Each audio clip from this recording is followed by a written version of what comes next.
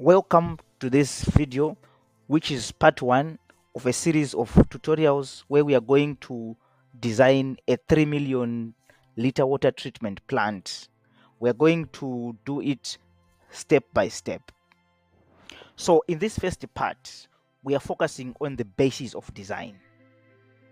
So on this one, we are going to design a water treatment plant with a demand or a capacity of 3 million liters of water per day. That's the first thing that we're going to use in our design. The second thing is the source and classification. Our water source will be surface water. We'll be getting raw water from a local dam nearby. Then one thing to consider for that is that during the rain season, the turbidity of the water will rise up to as much as 50 to 100 NTU. Then the next thing that we also have to consider is that upstream of the dam, there are agricultural activities. So as a result, there are traces of organic pesticides found in the water. Then the next thing that we're going to consider is also that there is a seasonal algae problem in the dam, which tend to increase organic content in the water. Then the last thing is the location of the treatment plant will be around 200 to 300 meters from the dam. Right. Then just a summary of all the things that we are going to cover in this series where we are designing this treatment plant. This part is the first part where we are looking at the design considerations, and it is in this part where we do the process design, where we do the calculations, the process flow diagrams, the schematic, the dosing rates, the P&ID. Then the next stage 2, we'll be doing the mechanical design, where we do equipment sizing, we size the pipework, we size the pumps. Then the third one will be civil design, where we determine the nature of structures that we are going to have there. Then the next one will be the ICA section, where we look at the electrical instruments, the control and automation. And then lastly, we'll look at the operational costs and the capital expenditure. So this is a summary of everything that we're going to cover in this series. Right, so in this first stage of our design, which we are calling the process design, this part 1, it will probably consist of maybe 5 parts, where in the first part, which is in this video, we will do the design considerations. Then in the next video, we will do the hydraulic profile, and we will also do the layout, because one thing that you will need to do is to have a topographical survey of the area. Then from there, you have a site map or a site layout map. Then using that site layout map, and if we have all the process units, then we can then have our proposed site layout. Then we also have a video where we go through the process flow diagram. Then we also have another one which will go through the dosing rates, how to calculate the dosing rates. Then the last one in this process design will be the P&ID drawings, where we will draw the P&ID. So P&ID, basically it just means piping and instrument drawing. So we will cover all these 5 sections in this part 1 of the process. So this video is part 1A. We'll do part 1B, part 1C, and so on until we finish all the components in this first section.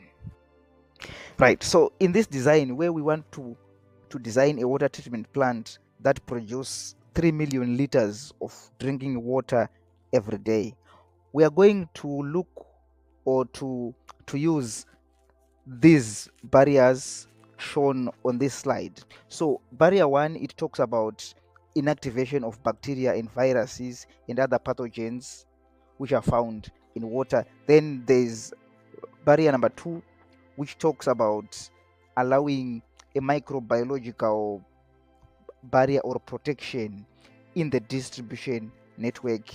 So what this means is that for the first barrier, we are saying for us to say we have clean and safe potable water, we need to make sure that we have inactivated any bacteria, viruses, or any other pathogens that are in the water. Then what barrier 2 is talking about there is that once we have treated our water, we still need to make sure that there is a residual treatment in the water, so that as the water is being distributed into the network, there will not be any recontamination.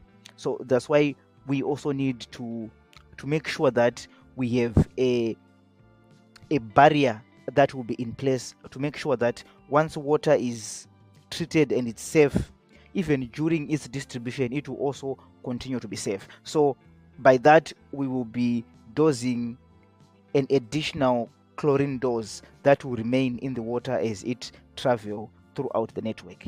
Then we've got barrier 3, which talks about inactivation of protozoa by UV. So the reason why we've got UV there and we have chlorine as barrier 1 is that chlorine is not good at inactivating things like cryptosporidium in water. So another treatment method will be needed. And in this design, our primary treatment, we're going to use ultraviolet radiation. Then for our secondary disinfection, we then use chlorine so that we can have that residual chlorine in the water as it moves in the distribution network. Then we've got barrier 4, which also talks about removal of protozoa and other suspended materials. So by this, we are saying for us to say that we have safe water, we also need to make sure that we remove any suspended material which are in the water, and this is achieved by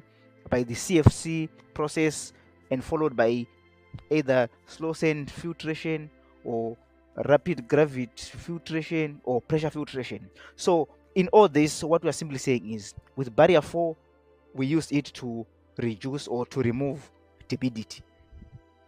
Then barrier 5. So for barrier 5, we are simply saying we are going to design a treatment plant, and we have to make sure that we avoid water supply interruptions.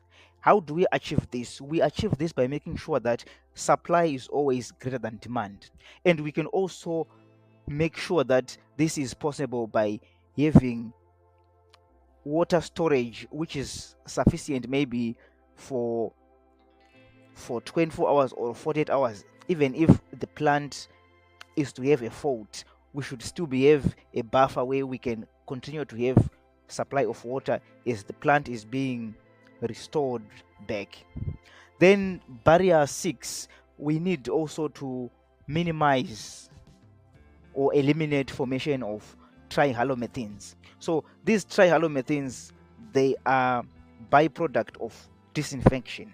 If water has high total organic carbon, when we dose that water with chlorine, these trihalomethanes, they are formed and they are harmful, so they should not be found in water. So we have to do whatever it takes to make sure that the water that we are producing, it has THMs which are within the allowable range. Then for barrier 7, we need to minimize other parameters, and this include pesticides, heavy metals, taste of the water, pH of the water, odor, and so on. So in this one, from our considerations, it has been stated that there are traces of organic pesticides in the water, meaning that we're going to design our treatment plant in such a way that we remove that organic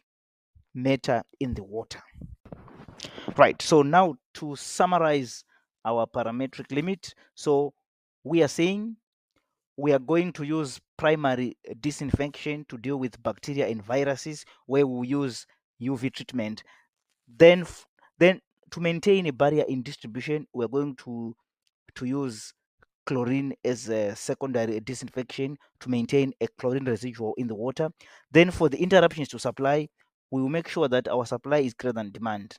Then for the raw water, obviously we need to make sure that the supply in the dam will always be greater than the demand.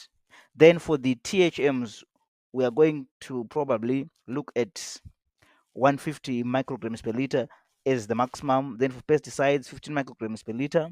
Then for turbidity, we want it to be as close as possible to 0, but for now we can just say anything less than 1 should be fine.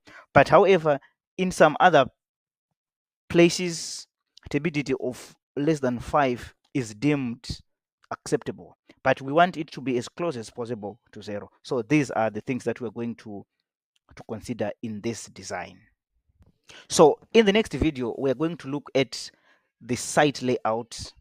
Then we also look at the topo survey. Unfortunately, we might not have an actual topo survey for this design, but we'll probably try to find something that we can use. So from the topo survey, we'll be able to get the levels, because we are designing a plant where we are pumping water from one point to the other. So we are more interested in knowing the elevation of the place. Where are we pumping the water from? Where is it going? How much is the difference? So from that, we'll be able to know that how much lift do we need to push the water up. And also, we are going to also look at the process schematic. As you can see from that slide, we'll go into it in more depth in the next video. Then lastly, for a summary of everything that we are going to cover in this series. So we are designing a water treatment plant that produces 3 million liters of water per day. And we are going to cover from the design considerations, the process design, then we go to the mechanical, then we go to the civil, the ICA, and the cost. So if you are interested in knowing all this, subscribe to our channel, like our videos, you can leave comments, and if you've got any questions, you can also ask in the comments, and we'll be happy to engage as we take this journey together. Thank you.